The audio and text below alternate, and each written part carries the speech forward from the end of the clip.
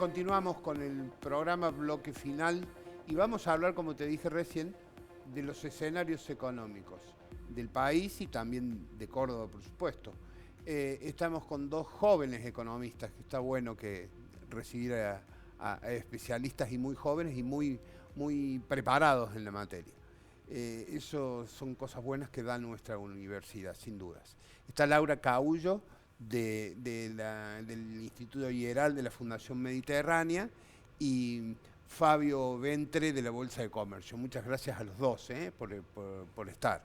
Y sin duda, el tema, lo primero que se pregunta a la gente, y quienes los conocen a ustedes más allá de la función, lo primero que nos preguntan a nosotros, ¿qué va a pasar con el dólar?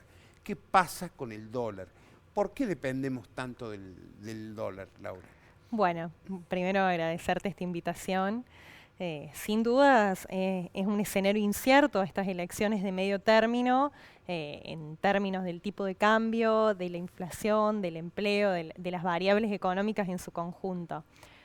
El dólar ha venido experimentando un aumento en la brecha con respecto al tipo de cambio paralelo, el tipo de cambio oficial. Y las elecciones pasos, las primarias abiertas, habían vislumbrado un escenario más fatalista después de las elecciones oficiales que fueron ahora el 14.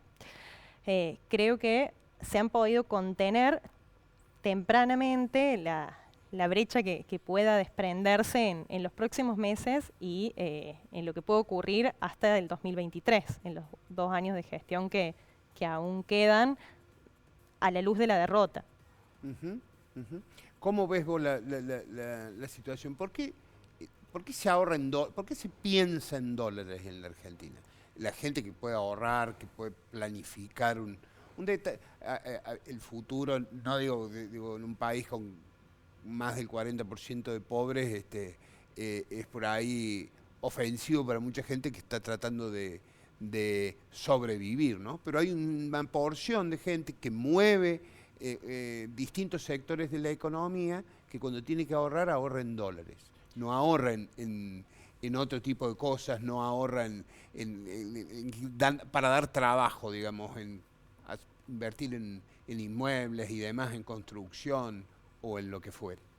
Yo creo que ahí la forma más fácil de responder la pregunta es que la gente en Argentina, poco que podemos ahorrar, que son muy pocos, creo que el gran punto que da vuelta ahí es que no confiamos en el peso. Tenemos una inflación del 50% anual que no parece que vaya a bajar el año que viene. Creo que esa es una de las grandes cuestiones que juega un rol grande, las expectativas. Ahorrar en pesos hoy no es una alternativa válida. Vos vas a un plazo fijo, te paga muy por debajo de la inflación, entonces quizás es mejor que tenerla bajo del colchón a los pesos, sin duda, pero seguís perdiendo contra los precios. Cada vez perdés más lo que llamamos los economistas poder adquisitivo, poder de compra. Con tu mismo salario cada vez poder comprar menos cosas. Entonces creo que en la idiosincrasia argentina está esa idea de que el dólar es una de las formas más fáciles de no perder contra el avance de los precios. Lo que siempre a veces los economistas nos tratamos de marcar es de decir, el dólar no es la única forma, más que todo ahora que además es muy difícil comprar dólares. ¿Quién puede ir al banco y libremente conseguir además $200? Realmente es una odisea poder hacerlo. Por eso es que los paralelos tienen una brecha tan alta, como mencionó recién Laura, que si bien el gobierno hizo un esfuerzo enorme por contenerla, sigue al 100%. O sea, la verdad es que todavía decimos que el dólar está a 100. ¿Quién puede acceder al dólar a 100 realmente?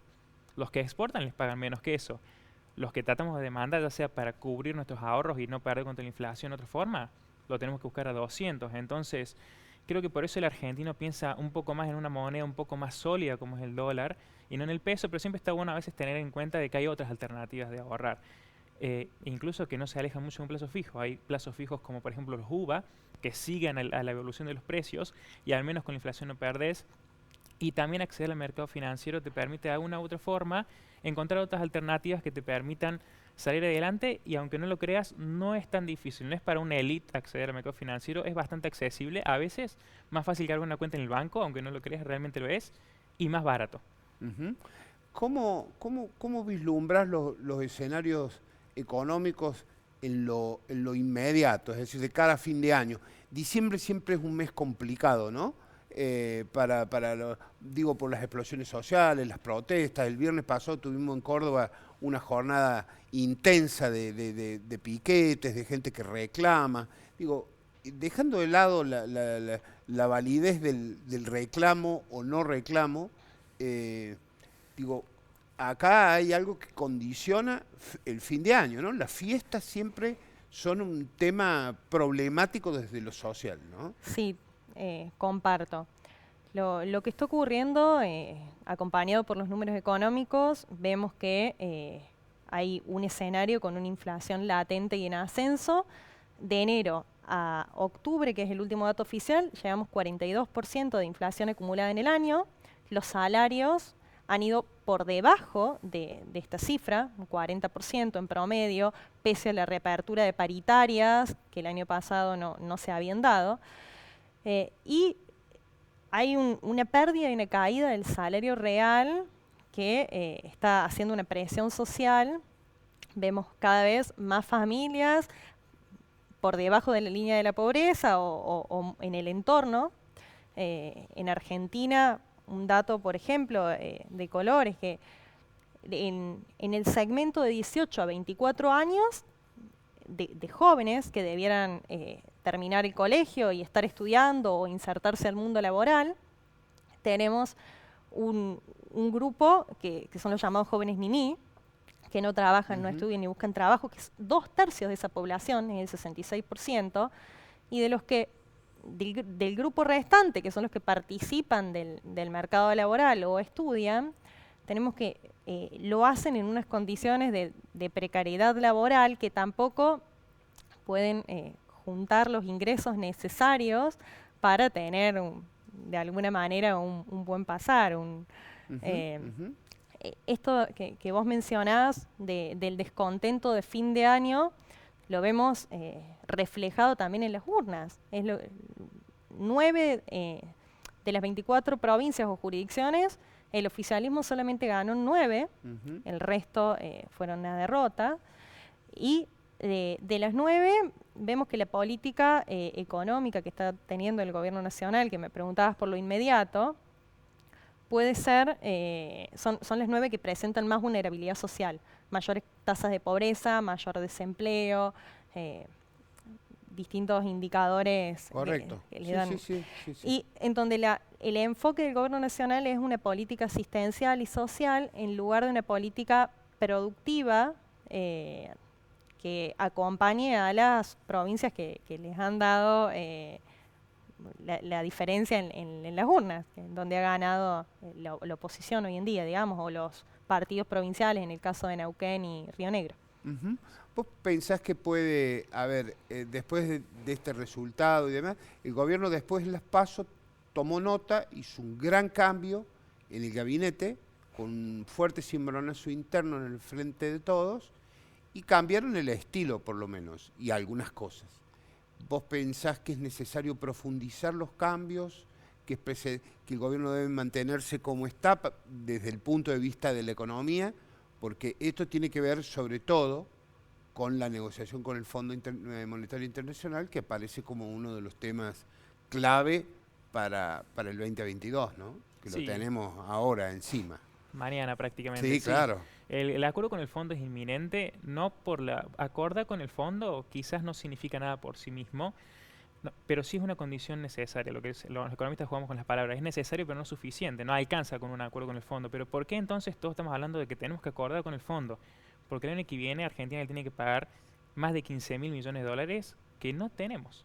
Entonces Argentina está obligada a acordar con el fondo. Ese acuerdo todavía no sabemos los detalles cómo va a ser, pero seguramente lleven a que haya al menos un plan económico, algo que permita viscerar qué se viene en 2022, qué se viene en 2023 y qué puede llegar a pasar después de 2 años que van a ser difíciles. Laura hizo muchos comentarios muy acertados. La inflación para mí va a ser lo más preocupante, más que todo cuando pensamos en las personas. Más allá de la macroeconomía y cómo anda el sector público, que ahora vamos a tocar ese tema, que yo creo que ahí van a estar los desafíos más grandes que están bajo el control del gobierno. La inflación lamentablemente hoy ya dejó de estarlo, por distintos errores que se fueron cometiendo en el medio, por cosas que dejaron de estar en el control. La inflación en el que viene va a ser del 50, posiblemente más. Vamos a tener la inflación, no vamos a tener una hiper, pero vamos a tener la inflación más alta desde la hiper. obviamente esto afecta a los más vulnerables, afecta a la sociedad en su conjunto, no solo a los más vulnerables, a todos en general, porque como te decía recién, hay muchas alternativas para paliar ese semejante aumento de los precios. Entonces yo creo que en ese contexto el acuerdo con el FMI va a llegar porque no nos queda otra alternativa, que seguramente va a obligar a que el gobierno quizás enfrente un poco el bache fiscal que tiene. Hoy el gobierno, y hace muchos años, gasta más plata de la que tiene. ¿Cómo lo está cubriendo? Imprimiendo muchos pesos. Ese es el problema que lleva la inflación, y eso, volviendo un poco a la pregunta inicial, es lo que lleva a que el argentino vea más al dólar al peso, porque sabe que la inflación lamentablemente va a seguir, y creo que ahí está lo más complejo. Las perspectivas económicas no son las mejores para los años que vienen. Vamos a seguir creciendo seguramente, pero recién en 2023 vamos a tener el mismo nivel de actividad que en la prepandemia, y con muchos indicadores sociales, como bien dijo Laura recién, muy debilitados. Y esa creo que va a ser la preocupación más grande de cara a los años que se nos vienen. El mercado laboral, entonces, para reafirmar lo que vienen comentando, va a estar complicado también por esta situación también. Sí, el mercado laboral está deprimido, no ha alcanzado los niveles prepandemia, o sea, veníamos con un mercado laboral golpeado, con 40% de informalidad, una baja tasa de participación laboral, alto desempleo. Irrumpió la pandemia, debilitó el entramado del mercado laboral. Pasado 2021, vino 2021 con mayores expectativas, y solo vemos que dos líneas. Una, hay un aumento grande del empleo público, 25% de la planta en la última década, se ha expandido, y lo que ha crecido el empleo privado registrado son empleos de baja contribuciones a la seguridad social.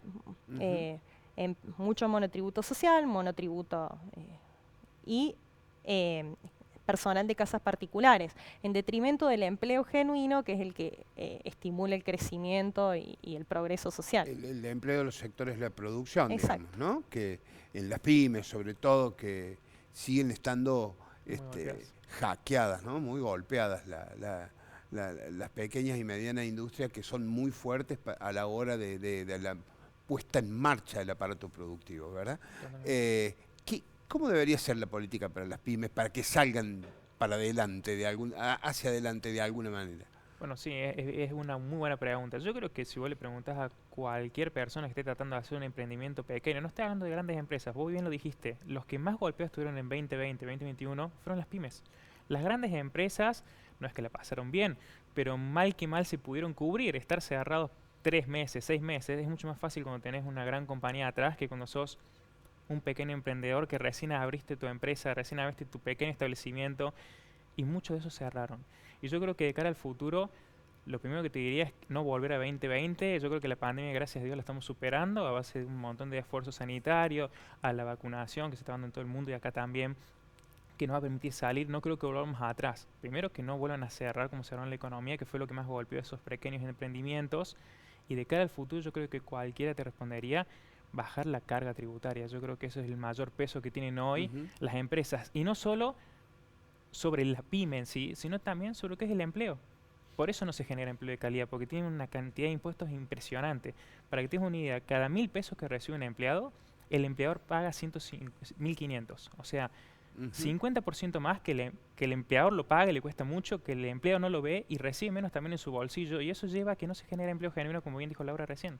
Entonces, por eso es que surge mucho el movimiento de que hay nuevos trabajos independientes, monotributistas, pero que generan otros inconvenientes en la economía, como es el tema de la seguridad social, que es un Chicos, les digo, el tema Córdoba lo dejamos para otra vez, para otra invitación.